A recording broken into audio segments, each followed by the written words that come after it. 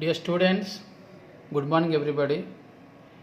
ఇవాళ మనము ఫస్ట్ ఇయర్లో అందరికీ కామన్గా ఉన్న సబ్జెక్ట్ ఒకటి ఉంటుంది. అదేదో చూద్దాం. దాని పేరు అనాటమీ అండ్ ఫిజియాలజీ. సో ఈ సబ్జెక్ట్ యొక్క ఉద్దేశం ఏమిటి? జనరల్గా మీకు వీటితో పాటు వేరే ఎన్నో సబ్జెక్ట్స్ ఉంటూ ఉంటాయి. సో అవి అర్థం కావాలి అంటే మీకు ఖచ్చితంగా ఈ బేసిక్ సబ్జెక్ట్ మీకు తెలిసి ఉండాలి. సో క్లుప్తంగా అనాటమీ అంటే ఏమిటి, ఫిజియాలజీ అంటే ఏమిటి చూద్దాం. First one, anatomy. అనాటమీ అంటే మన బేసిక్గా అది ఇంగ్లీష్ పదం కాదు, it is a Greek word. దీంట్లో మనకు 2 వర్డ్స్ ఉంటాయి. ఒకటేమో అనా అంటాం, ఇంకొకటి టోమీ అంటాం.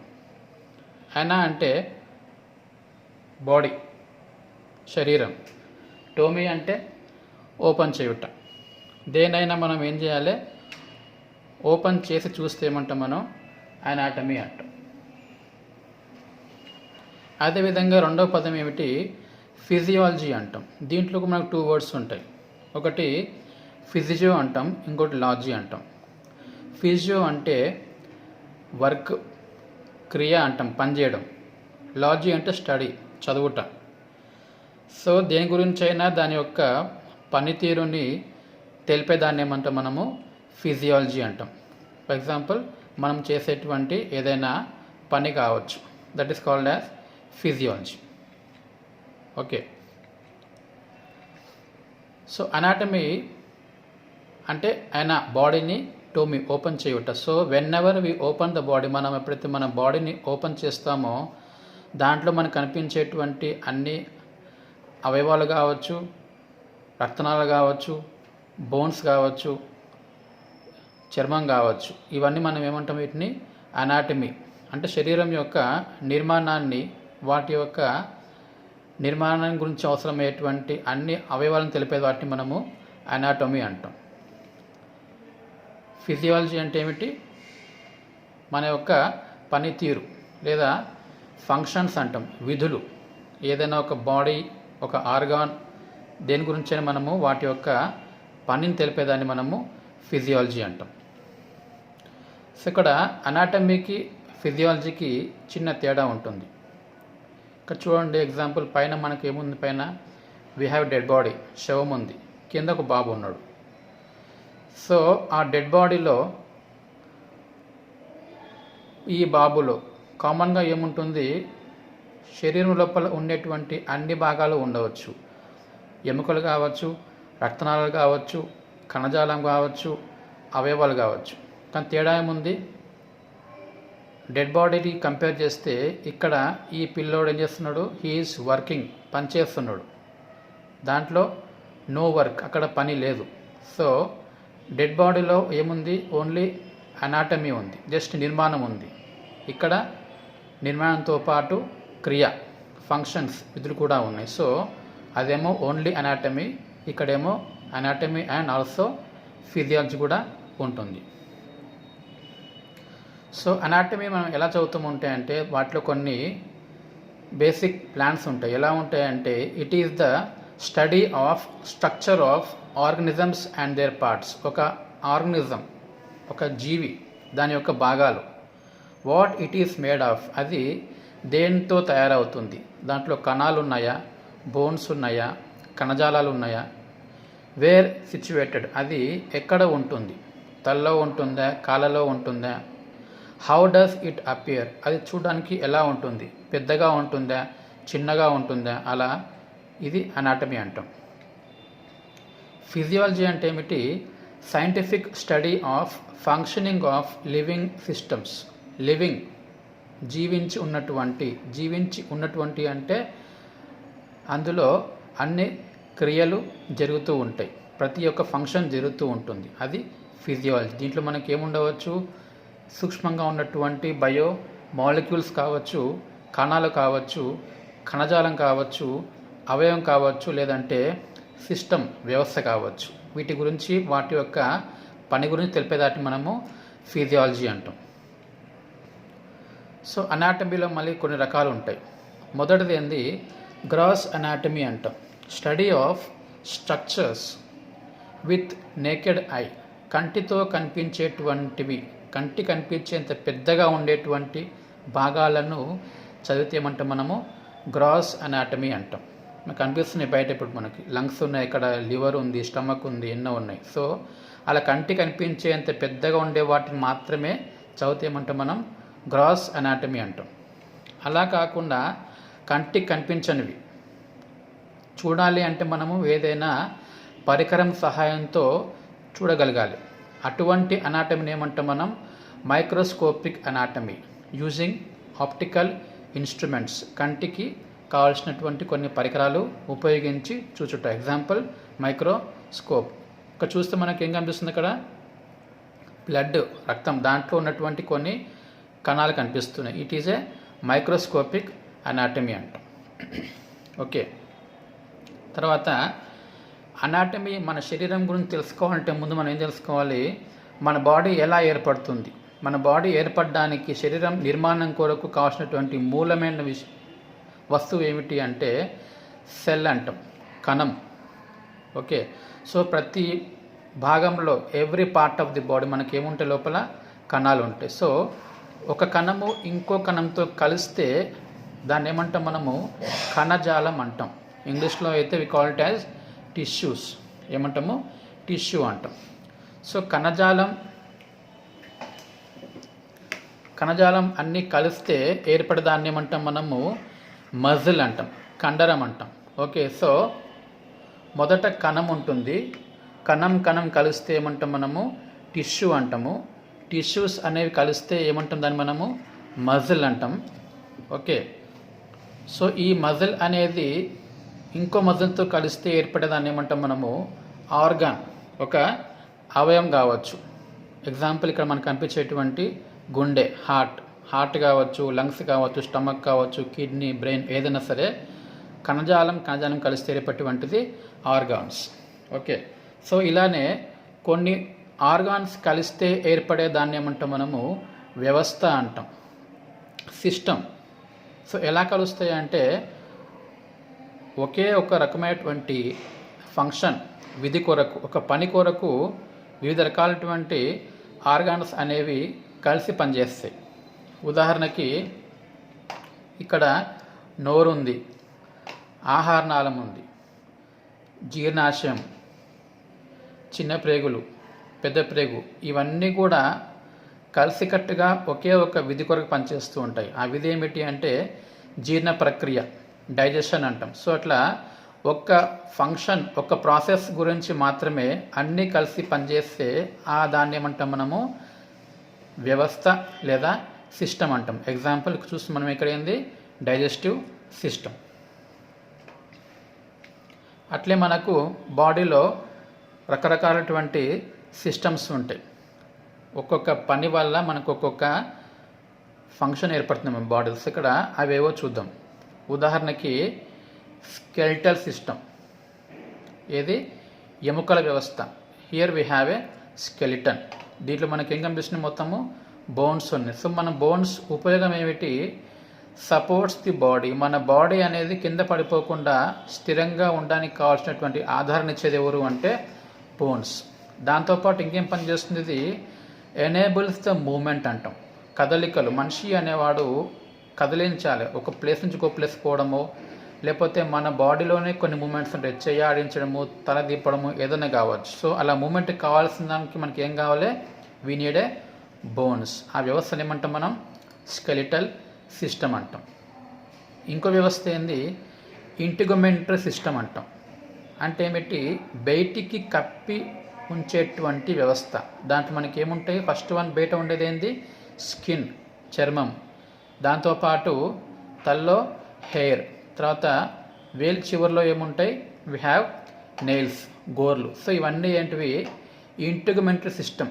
ఏం చేస్తాయి అవి, ఎంక్లోజెస్ ఇంటర్నల్ బాడీ స్ట్రక్చర్స్, మన శరీరం లోపల ఉన్నటువంటి నిర్మాణాలను కంప్లీట్గా క్లోజ్ చేస్తాయి.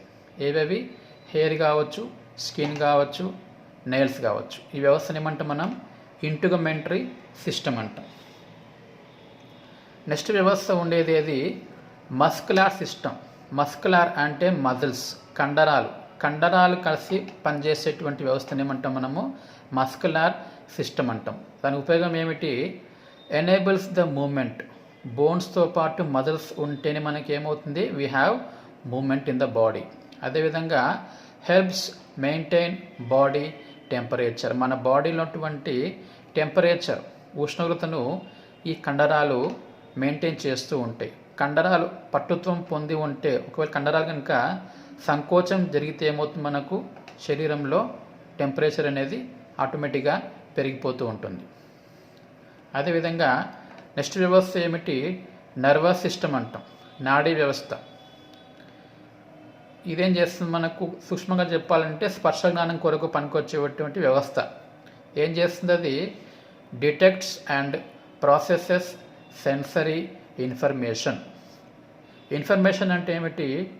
సమాచారం. సో సమాచారం అనేది ఎలా ఉండవచ్చు? సెన్సేషన్కి సంబంధించినటువంటి సమాచారం కావచ్చు. సెన్సేషన్ ఉదాహరణకి కోల్డ్ చల్లగా ఉండడం, హీట్ వేడిగా ఉండడం, ఇచ్చింగ్ అంటాం దురద ఉండడం. సో ఇటువంటి సెన్సేషన్కి సంబంధించినటువంటి సమాచారాన్ని చేరవేసేది ఎవరు అంటే నాడీ వ్యవస్థ, నర్వస్ సిస్టమ్. అదేవిధంగా యాక్టివేట్స్ బాడీలీ రెస్పాన్సెస్ అన్నాం. రెస్పాన్స్ అంటే ఏంది? స్పందన. ప్రతి చర్యకు మనకు ఏమవుతుంది? శరీరంలో వీ హ్యావ్ ఏ రెస్పాన్స్, ప్రతిస్పందన ఉంటుంది. ఓకే, ఫర్ ఎగ్జాంపుల్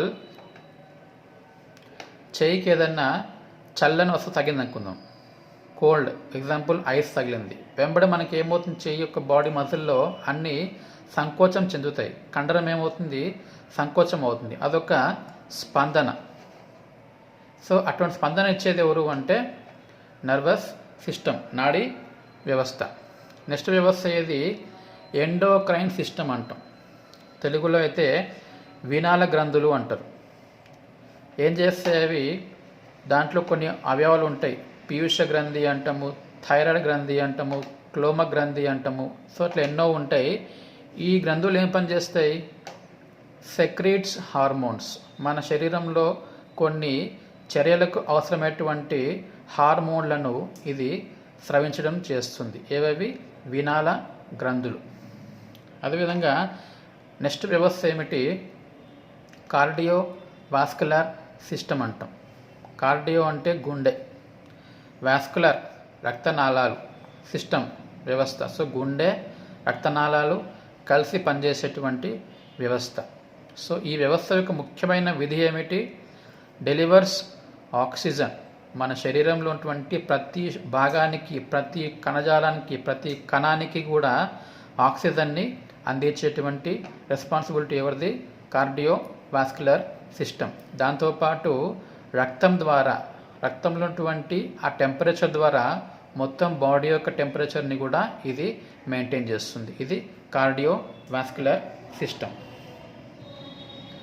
నెక్స్ట్ వ్యవస్థ ఏంది? లింఫాటిక్ సిస్టమ్ అంటాం. క్లుప్తంగా ఇది ఏం పనిచేస్తుంది అంటే డిఫెన్స్ అగైనెస్ట్ ప్యాథోజన్స్ అంటాం. ప్యాథోజన్స్, ప్యాథో అంటే వ్యాధి, వ్యాధిని కలిగించేటువంటి వాటిని ఏమంటాం మనము? ప్యాథోజన్స్ అంటాం. సో ప్యాథోజన్స్కి వ్యతిరేకంగా ఫైట్ చేసేటువంటి వ్యవస్థ ఏమిటి?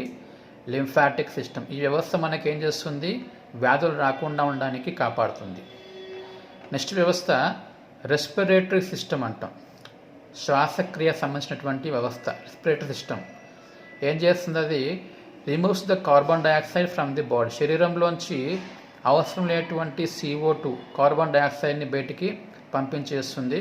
అదేవిధంగా డెలివర్స్, ఏదో చేరవేస్తుంది. ఏమిటి? Oxygen to the blood. బయట నుంచి బాహ్య ప్రపంచంలో ఉన్నటువంటి ఆక్సిజన్ను రక్తంలోకి చేరవేస్తుంది. ఎవరు? శ్వాస వ్యవస్థ. సో మనకి రెండు పనులు చేస్తుంది. ఒకటి ఏంది? శరీరంలో ఉత్పత్తి అయినటువంటి వ్యర్థ పదార్థం CO2ని బయటికి పంపించడం. అదేవిధంగా బయట నుంచి మనకు కావాల్సినటువంటి ఆక్సిజన్ను బ్లడ్లోకి తీసుకొస్తుంది, శ్వాస వ్యవస్థ. నెక్స్ట్ వ్యవస్థ జీర్ణ వ్యవస్థ, డైజెస్టివ్ సిస్టమ్. ఇది ఏం చేస్తుంది? Processes food for the use by the body. తీసుకున్న ఆహారం మనం నేరుగా బ్లడ్లోకి వెళ్ళిపోదు. అదేం కావాలి, కొన్ని కెమికల్ చేంజెస్ కావాలి, కొన్ని మార్పులు చెందాలి. అలా మార్పు చెందే విధంగా చేసేది ఎవరు అంటే డైజెస్టివ్ సిస్టమ్ చేస్తుంది. దాన్ని ఏమంటాం మనం, ప్రాసెసింగ్ అంటాం. అంటే తీసుకున్న పదార్థం అనేది మనకు అవసరమే విధంగా మార్చడాన్ని ఏమంటాం మనము ప్రాసెసింగ్. అలా చేసేది ఈ వ్యవస్థ. అదేవిధంగా removes waste from the undigested food.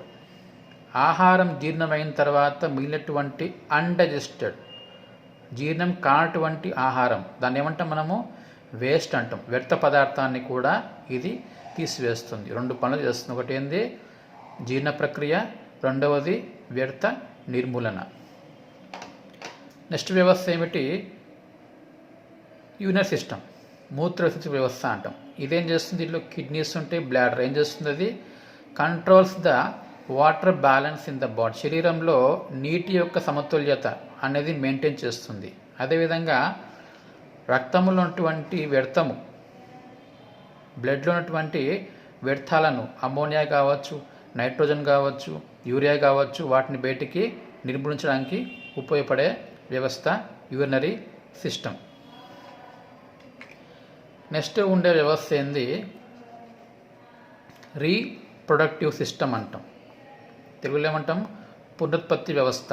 ఏం చేస్తాయి అవి, produces sex hormones and gametes.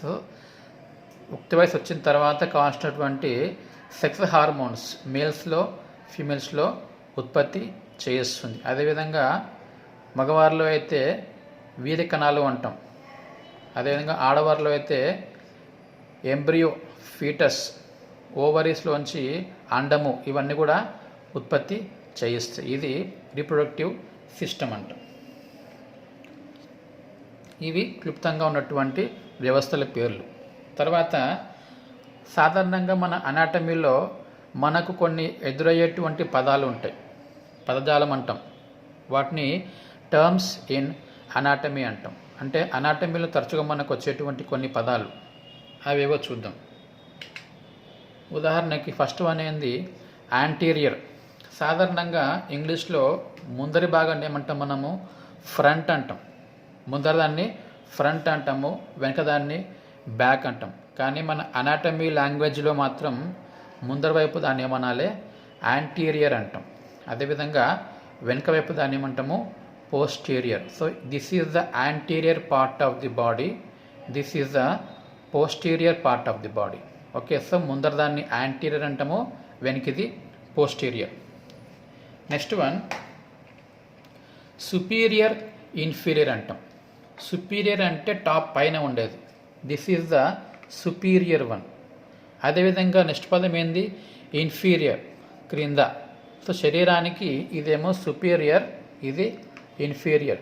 ముందర యాంటీరియర్, వెనుక పోస్టీరియర్, పైన సుపీరియర్, క్రింద ఇన్ఫీరియర్. అదేవిధంగా నెక్స్ట్ పదము మీడియల్, ఇంకొకటి లాటరల్ అంటాం.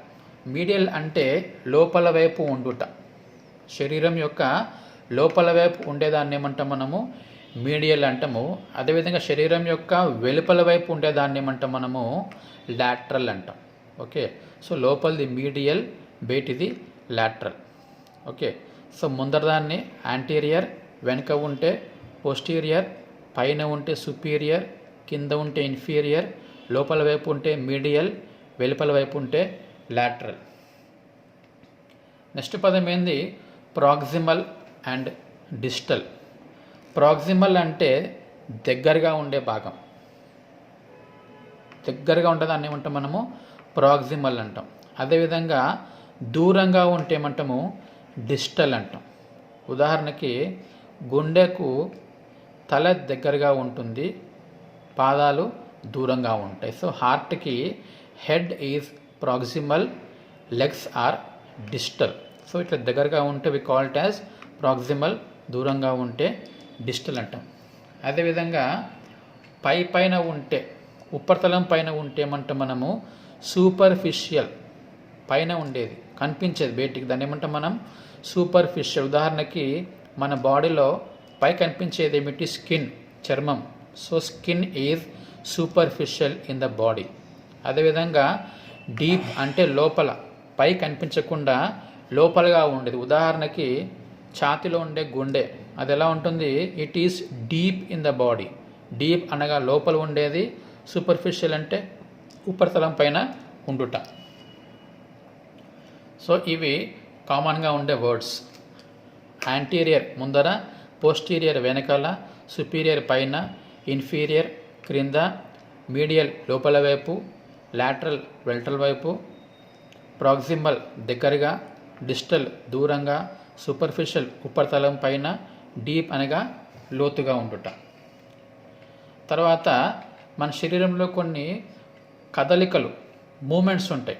Moments of the body. Generally మనకు కనిపించేటువంటి మూమెంట్స్ ఎలా ఉంటాయో చూద్దాం. ఉదాహరణకి ఫస్ట్ వన్ ఫ్లెక్షన్ అంటాం. ఫ్లెక్షన్ అంటే ఏంది? ఒక కీలు దగ్గర, ఏదన్నా కావచ్చు కీలు, ఒక కీలు దగ్గర మడచుట, ఫోల్డ్ చేయుట, దాన్ని ఏమంటాం మనము? ఫ్లెక్షన్ అంటాం. అదేవిధంగా మడిచిన దాన్ని చాచుటని ఏమంటాం మనము? ఎక్స్టెన్షన్. సో ఫ్లెక్షన్ అంటే మడచుట, ఎక్స్టెన్షన్ అంటే చాపుట. సో 2 రకాల మూమెంట్స్ ఉన్నాయి. నెక్స్ట్ మూమెంట్ని ఏమంటాం మనము? Hyper extension. అంటే ఎక్స్టెన్షన్ అంటే చాచుట, దానికి మించి ఇంకా ఎక్కువ చాపితే ఏమంటాం మనము? Hyper extension. సాధారణంగా ఇలా ఉంటుంది చెయ్యి, మడిస్తే ఫ్లెక్షను, చాపితే ఎక్స్టెన్షను, ఎక్కువ చాపితే ఏమంటాం? Hyper extension. తర్వాత అబ్డక్షన్ అండ్ అడక్షన్ అంటాం. ఇదేమిటి? అబ్డక్షన్ అంటే శరీరంలోంచి ఒక భాగం ఏమైంది? దూరంగా జరిగింది. శరీరంలోంచి ఒక భాగం ఏమైంది? దూరంగా జరిగితే ఏమంటాం మనము? అబ్డక్షన్ అంటాం. అదేవిధంగా దగ్గరగా వస్తే ఏమంటాము? అడక్షన్. ఓకే. సో శరీరంలోంచి ఒక పార్ట్ చేయి దూరంగా పోయింది, అబ్డక్షన్. దగ్గర తెచ్చినాం, adduction. Okay. Flexion, extension, hyperextension, ఈ మూమెంట్స్ ఉంటాయి. నెక్స్ట్ వన్ సర్కండక్షన్ అంటాం. ఇంకొకటి రొటేషన్ అంటాం. భుజాన్ని కేంద్రంగా తీసుకొని చైని ఇలా ఊపితే ఏమంటాం మనము? సర్కండక్షన్ అంటాం. అలా కాకుండా ఒకే ప్లేస్లో పెట్టి చెయ్యి ముందుకి వెనక్కి తిప్పితే ఏమంటాం మనము? రొటేషన్ అంటాం. ఇవి రకరకాల మూమెంట్స్ ఇన్ ద బాడీ. ఏవేవి? ఫ్లెక్షన్, ఎక్స్టెన్షన్, హైపర్ ఎక్స్టెన్షన్, తర్వాత abduction, adduction, circumduction and rotation. Okay. ఇవి రకరకాల మూమెంట్స్ ఆఫ్ ది బాడీ.